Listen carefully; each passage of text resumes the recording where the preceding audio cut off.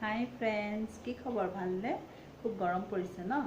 আইজলত বাৰু ইমান গৰম পৰা নাই এতিয়া। মই আজি গতিকে গৰমত খোৱা এটা মাছৰ সুস্বাদু ৰেচিপি লৈ আপোনালোকৰ মাজত আহিছোঁ। সদায়তো গৰমত মছলা খাই ইমান খালেও ভাল নহয় আৰু ইমান খায়ো ভাল নালাগে। কেতিয়াবা অকণমান বইল ন, মই আজি বইল মাছৰ ৰেচিপি এটা লৈ আপোনালোকৰ মাজত আহিছোঁ আৰু আশা কৰোঁ আপোনালোকৰ নিশ্চয় ভাল লাগিব। গতিকে আহকচোন, আমি কি লাগিব বইল মাছটো বনাবৰ কাৰণে সামগ্ৰীকেইপদ চাই লওঁ। আৰু যদি মোৰ ভিডিঅ'টো ভাল লাগে, প্লিজ ছাবস্ক্ৰাইব কৰিব, মোৰ চেনেলটো লাইক কৰিব, কমেণ্ট কৰিব আৰু বেল আইকনটো প্ৰেছ কৰি দিব। তেতিয়া মই নতুন ভিডিঅ' দিলে আপোনালোকে পাই থাকিব। গতিকে আহক, আমি এতিয়া আৰম্ভ কৰোঁ। আমাক বইল মাছ বনাবৰ কাৰণে প্ৰথমতে মাছ লাগিব। মই ৰৌ মাছ লৈছোঁ, মই 3 পিচৰে বনাম। আৰু প্ৰথমতে আগতে চাই লওঁ কি লাগিব। মাছ, নিমখ, হালধি, অকণমান মেথি গুটি, কেঁচা জলকীয়া, পিঁয়াজ এনেকৈ ডাঙৰকৈ কাটি ল'ব। আৰু আলু এটা বইল কৰি পেলাই এনেকৈ কাটি ল'ব দীঘলে দীঘলে। আৰু আদা নহৰু থেতেলিয়াই ল'ব, মিক্সিত নামাৰিব। এনেকৈ কৰিব। আৰু নেমু টেঙা আৰু বিলাহী কাটি ল'ব এইদৰে, মান ধনিয়া আৰু ৰঙালাওৰ আগ, এইদৰে ৰঙালাওৰ আগ অলপ লৈ ল'ব। প্ৰথমতে মাছ কেইপিচ নিমখ,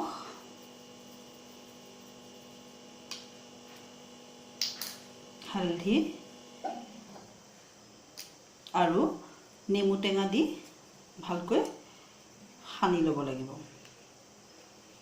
নেমু টেঙা দি ভালকৈ সানি ল'ব লাগিব। এনেকৈ ধুনীয়াকৈ মাছ কেইপিচ ভালদৰে এনেদৰে সানি ল'ব। সানি লৈ তাক শুকানে টাৱাত অকণমান কেঁচা গোন্ধটো যাবৰ কাৰণে গৰম কৰিব লাগিব। এইদৰে ধুনীয়াকৈ হালধি, নিমখ আৰু নেমু টেঙা দি পেলাই সানি ল'ব। আৰু আমাক লাগিব অলিভ অইল। আৰু যদি অলিভ অইল নাথাকে তেতিয়াহ'লেতো স্কিপ কৰি দিব, একো কথা নাই, এইটো নহ'লেও চলিব। আৰু অকণমান ভিনেগাৰ লাগিব, হোৱাইট ভিনেগাৰ। এতিয়া আহকচোন, আমি আৰম্ভ কৰোঁ। এইদৰে টাৱাখন গৰম হোৱাৰ পাছত তাত মাছ কেইপিচ এইদৰে শুকানে দি পেলাই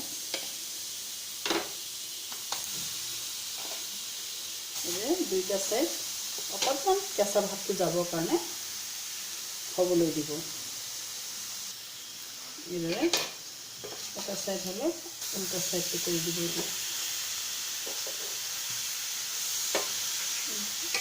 যাতে তাৰ কেঁচাৰ গুণটো গুচি যায়। এইদৰে উল্টা চাইডটো হ'বলৈ, দুটা চাইড হোৱাৰ পাছত গেছটো বন্ধ কৰি দিব।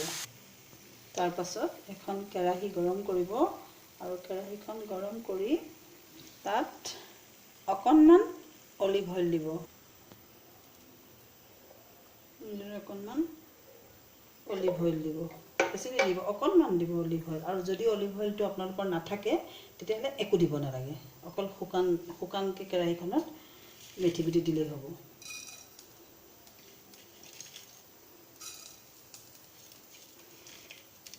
মেথি গুটিকেইটা দিয়াৰ পাছত তাক লৰাই দিব।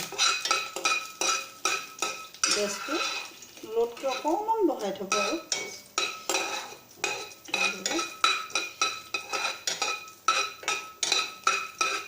মেথি গুটিকেইটাৰ পৰা যেতিয়া গোন্ধ ওলাব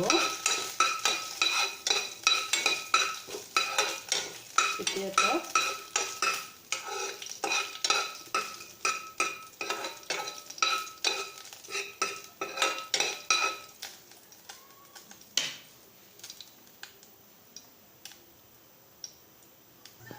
এইদৰে মেথি গুটিকেইটা ভাজ খোৱাৰ পিছত তাত দিব আদা নহৰু বটাটো দিব। অলপ থেতেলিয়াই লোৱা আদা নহৰু দিব, অকণমান লৰাই দিব আৰু তাত কেঁচা জলকীয়া দিব আৰু পিঁয়াজখিনি দিব ডাঙৰকৈ কটা।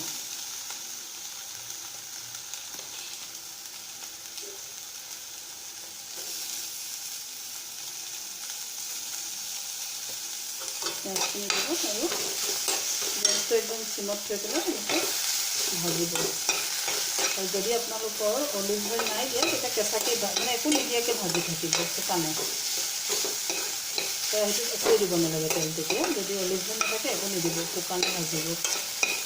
এইদৰে অলপ দেৰি পিঁয়াজখিনি অলপ ভজা হোৱাৰ পাছত তাত বইল আলু যিটো কাটি লৈছিলে এইখিনি দি দিব।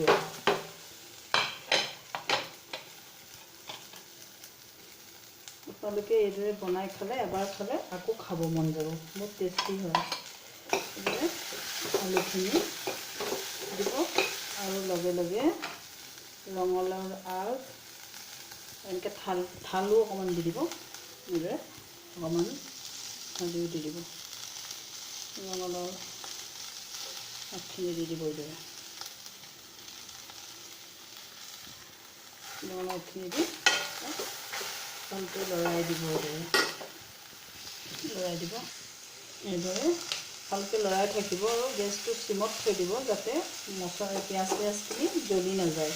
এনেকৈ অলপ দেৰি হেৰি কৰি দিয়াৰ পাছত তাত বিলাহীখিনি দি দিব। বিলাহীখিনি দি ধুনীয়াকৈ লৰাই একদম চিমত থৈ ঢাকনখন লগাই দিব অকণমান সময়। এইদৰে লৰাই মেলি লৈ তাক ঢাকনখন লগাই দিব। ঢাকনখন লগাই আপোনালোকে 2 মিনিটমান থৈ দিব। 2 মিনিটমানৰ পাছত তাক ভালকৈ এবাৰ লৰাই আপোনালোকে কিমান বনাব মানে বস্তুটো পানী কিমান দিব সেইটো অনুপাতে স্বাদ অনুসৰি আপোনালোকে নিমখটো দি দিব। নিমখটো দিব আৰু লগে লগে ইয়াত গৰম পানী দিব। আপোনালোকৰ কেইজনলৈ বনায় সেই অনুপাতত নিমখ দিব আৰু গৰম পানীটো দি দিব।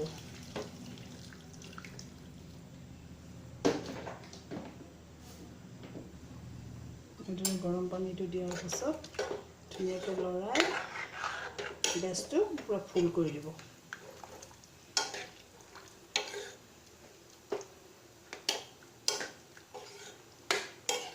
গেছটো ফুল কৰি এইদৰে উতলিবলৈ দিব।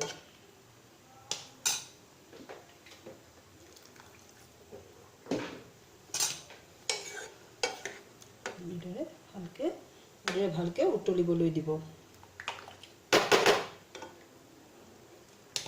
গেছটো ফুল কৰি থ'ব। এইদৰে উতল অহাৰ পাছত অকণমান সময় তাক ঢাকনখন মাৰি উতল আহিবলৈ দিব। এইদৰে যেতিয়া বক বককৈ উতলিব তাত মাছ কিপিচ আৰু মান ধনিয়া দি দিব। মান ধনিয়া দি লৰাই তাক ঢাকন মাৰি ধুনীয়াকৈ সিজিবলৈ দিব। আৰু 2 এডোখৰ আলু ভাঙি দিব, তেতিয়া অলপ টেষ্ট হয়। বইল আলু এনেও ভাঙিয়ে যায়, তথাপিও মোটা হৈ থাকিব। আলুটো বেছি বইল নকৰিব, অলপ টাইট হৈ থাকিব লাগে। আৰু 2 এডোখৰ আলু ভাঙি দিব আৰু মাছকেইডোখৰ ধুনীয়াকৈ সিজিবৰ কাৰণে ঢাকন লগাই তাক উতলিবলৈ দিব। এইদৰে উতলি থাকোঁতে একদম অকণমান এনেকৈ ঢাকনিমান ভিনেগাৰ দি দিব, হোৱাইট ভিনেগাৰ দি ধুনীয়াকৈ আমাৰ মাছকেইডোখৰ উল্টাই দিব। লাহে লাহে কৰিব যাতে মাছকেইডোখৰ ভাঙি নাযায়।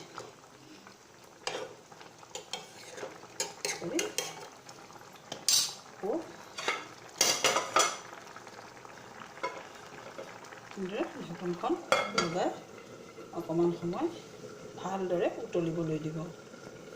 গেছটো পুনৰ মিডিয়ামলৈ লৈ আহিব।